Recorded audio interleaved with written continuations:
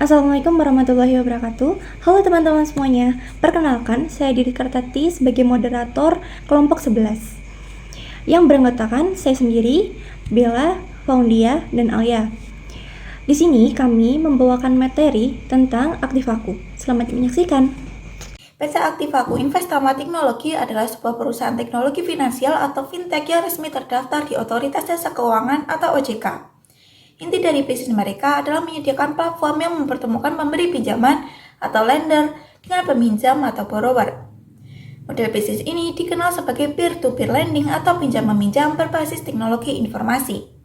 Visi mereka kemungkinan besar adalah untuk memberikan akses pembiayaan yang lebih mudah, cepat, dan transparan bagi masyarakat, terutama bagi UMKM dan individu yang mungkin kesulitan mengakses layanan perbankan tradisional.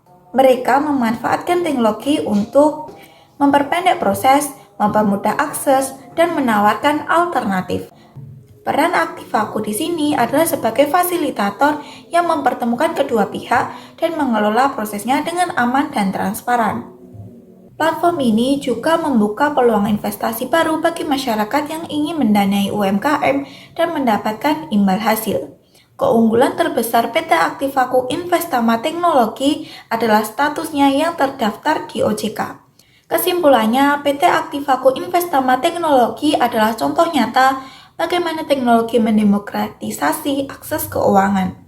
Melalui model P2P lending, mereka tidak hanya memberikan solusi pembiayaan yang cepat, tetapi juga membuka peluang investasi sekaligus mendukung pertumbuhan UMKM sebagai tulang punggung ekonomi di Indonesia. Nilai perusahaan Aktifaku sendiri terdiri dari kata aktif. Yang pertama, huruf A berarti accountability, inwards action and result. Huruf C berarti collaborative relationship. Huruf T berarti trust and transparency. Huruf I berarti ideas and innovation over hierarchy. Huruf V berarti value centricity. Dan yang terakhir huruf E yaitu tentang energi dan excellence. Lalu penjelasan akan dilanjutkan oleh teman saya.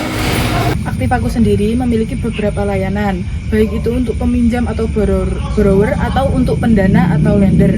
Nah, untuk peminjam, Aktifaku menawarkan layanan seperti pembiayaan properti, pembiayaan produktif, dan pembiayaan multiguna atau Aktiva Plus.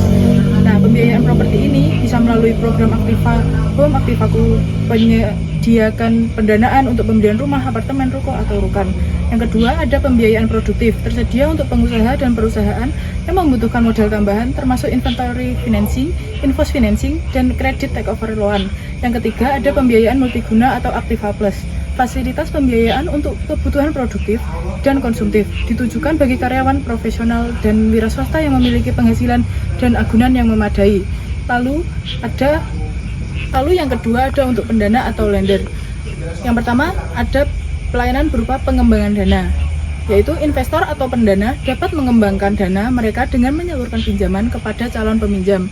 Yang kedua, ada akses ke produk investasi berupa Aktifaku menyediakan fasilitas untuk investasi, reksadana, dan surat berharga negara atau SBN bagi pengguna yang memiliki dana mengendap di rekening dana lender atau RDL.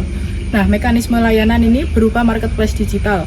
Aktifaku beroperasi sebagai platform digital yang mempertemukan antara peminjam dan pendana secara aman dan transparan. Lalu ada analisis dan penyeleksian.